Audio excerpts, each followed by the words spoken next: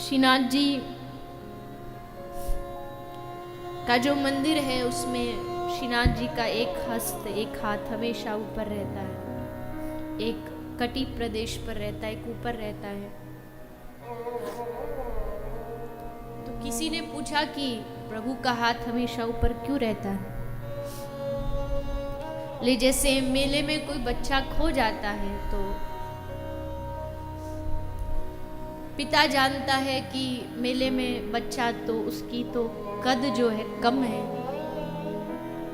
तो अगर मैं भी भीड़ में खड़ा रह के उसको ढूंढूं तो वो देख नहीं पाएगा, इसलिए पिता एक ऊंची जगह पे खड़ा होकर के हाथ उठा देता है कि जहां से उसको नीचे से भी अगर वो देखे तो उसको हाथ उठाया उसका पिता दिख जाए कि मैं यहाँ खड़ा हूं।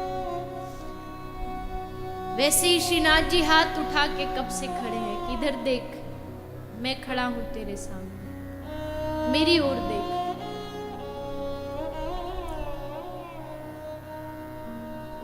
फिर भी हम अज्ञानता बस सब कुछ देख लेते हैं, लेकिन उनको नहीं देख पाते। वो कब से प्रतीक्षा में खड़े रहते हैं, बुलाते रहते हैं कि हमारी शरण में आ जा, हमारी शरण को ग्रहण कर ले। लेकिन हम अपनी अज्ञानता से चूक जाते हैं या आंखें मूंद लेते, आंख बंद कर लेते हैं कि हमें कुछ दिखाई नहीं दे रहा। लेकिन वो भगवान आवाज लगाता रहता है, वो बार बार दिलासा दिलाता रहता है भगवत गीता के माध्यम से कि योग क्षेमम वहाम्यहम्, तू क्यों चिंता करता है, तू मत चिंता कर, मैं हूं तेरे सामने।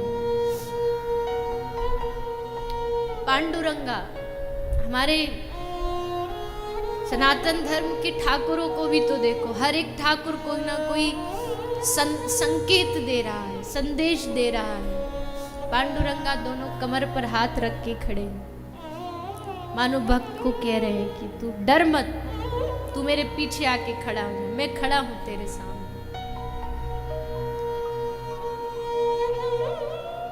कितने बड़े से बड़े संकट आए, तू मार्ग से भटके पर चिंता मत कर, माया की भी क्या मजाल है तुझे स्पर्श करे, मैं हूं तेरे सामने। माया भी आएगी तो पहले मुझे स्पर्श करे। कितने संकेत दे रहे हैं श्री ठाकुर जी।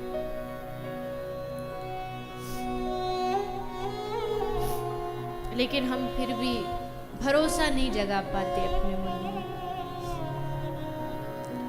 उनके चरणों में अटूट विश्वास नहीं जगा पाते कि और जगह क्यों भटके, क्यों जाए जब उसने कह दिया कि मैं तुझे संभालूंगा।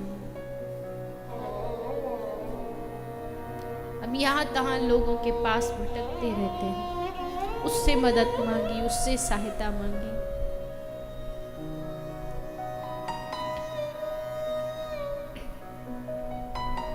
इसलिए कभी भगवान से कहो, शिकायत मत करो, और कहना तो बस इतना कहो कि हे प्रभु, मेरा आपके चरणों में कभी विश्वास न टूटे, मेरी प्रीति न टूटे। और जिस दिन टूट गई फिर इस जीवन में बचेगा ही क्या। जिस दिन ये प्रीति, ये अनुराग आपसे दूर हुआ, उस दिन शेष बचेगा ही क्या। मुझे मालूम है ये प्रीति कभी, ये बंधन टूटने वाला नहीं है, लेकिन क्या कह सकते हैं, माया का प्रवाह है, सब इसमें बहे जा रहे हैं, हम भी बहे जा रहे हैं।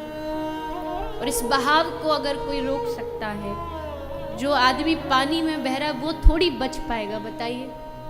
जो आदमी पानी में बह रहा है वो कैसे बचाएगा अपने आप को। तैरना आता नहीं है, बहाव तेज है, उसमें बहा जा रहा है, बहा जा रहा है, तो फिर कौन बचाएगा? कोई जिसको तैरना आता है, या वो किनारे पर खड़ा होकर रस्सी फेंक दे कि ले इसको पकड़ ले। तो कृपा डोरी वंशी पद अंकुश, परम प्रेम मृदु चारो। बाबा तुलसी कहते हो कृपा की डोरी तो आप ही फेंकोगे, आप ही की डोरी को पकड़ करके हम फिर आगे बढ़ पाएंगे। इसलिए तेरा ही था, तेरा ही हूँ, तेरा रहूँगा मैं। और मैंने बार बार कथाओं से कहा है, कथा का एक ही उद्देश्य है कि ये संबंध पक्का हो जाए कि हाँ हम तुम्हारे हैं, तुम्हारे हैं, तुम्हारे थे और हमेशा तुम्हारे रहे। ये संबंध कोई मिटा नहीं सकता। कोई चाहे भी तो ईश्वर से, परमात्मा से अलग होना चाह तो हो नहीं सकता। कितनी भी लाख को जो लोग कहते हैं ना हम भगवान को नहीं मानते, वो भी भगवान से कभी अलग नहीं हो सकते।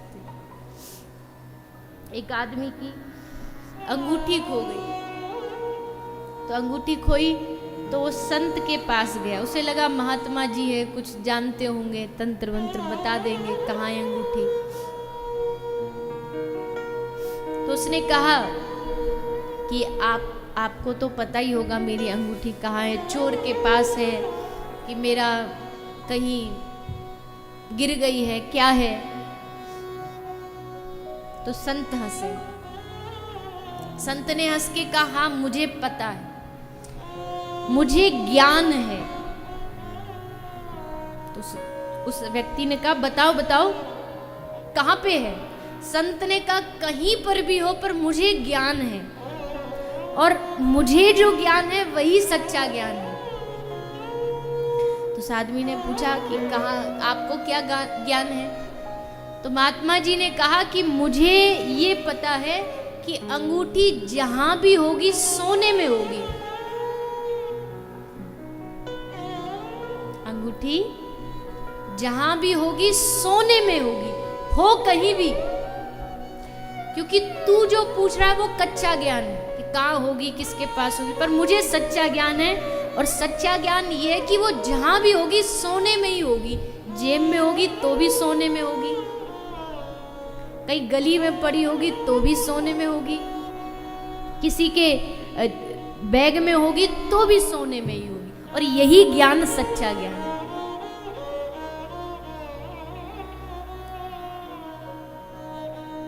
ठीक उसी तरह अंगूठी जेब से अलग हो सकती है, बैग से अलग हो सकती है, पर सोने से अलग नहीं हो सकती। वैसे ही हम समाज से अलग हो सकते हैं, परिवार से अलग हो सकते हैं, लेकिन हम परमात्मा से कभी अलग नहीं हो सकते, क्योंकि हम परमात्मा में गढ़े गए हैं। ईश्वर अंश जीव अविनाशी, स्वर्ण से अंगूठी बनाई गई है। अब अंगूठी लाख कोशिश करे तो सोने से अलग नहीं हो सकती। आकृति बदल लेगी, रूप बदल रहेगी, पर रहेगी सोना ही। कहीं रहेगी सोना ही। ठीक वैसे ही हम भले दुनिया से अलग हो जाएं, शरीर से अलग हो जाएं, लेकिन चाह करके भी हम जगदीश से अलग नहीं हो सकते, क्योंकि उसी ने हमें अपने स्वरूप से बनाया है, अपनी अंश से बनाया है। आप सो जाते, हम सो जाते, हम दुनिया से अलग हो जाते हैं, किसी से बातचीत नहीं, काम धंधा नहीं, लेकिन फिर भी हम परमात्मा से उस समय भी अलग नहीं रह पाते। क्यों? क्योंकि वो जो श्वास चल रही है, वो जो श्वास है वो क्या है? वो परमात्मा का स्वरूप है, आत्मा है वो परमात्मा। उस समय भी हम परमात्मा से, कोई कोमा में चला गया तो संसार से अलग हो गया, लेकिन परमात्मा से उस समय भी वो अटैच रहता, क्योंकि आत्मा है। फिर आप पूछोगे जी फिर शरीर जब छूट जाएगा तब भी ये आत्मा जाकर के उन्हीं के चरणों में लीन हो जाएगी। जैसे सोने की अंगूठी को आप सुनार के पास ले जाओ, वो आपको दे देता है उसमें मिक्स करके, पर रहता फिर भी सोना ही है, सोने से फिर भी अलग नहीं होता।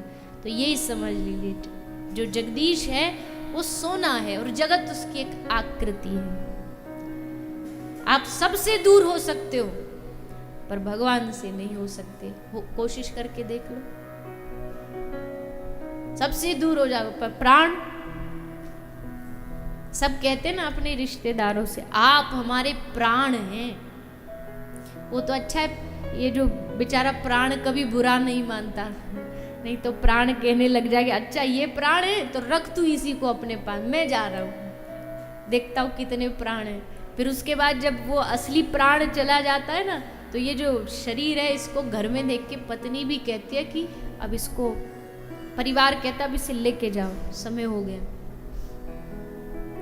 एक दिन से दो भी दिन क्या, एक दिन से ज़्यादा देर घर में शव नहीं रखते कि अब इसे जल्दी से जल्दी विदा करो।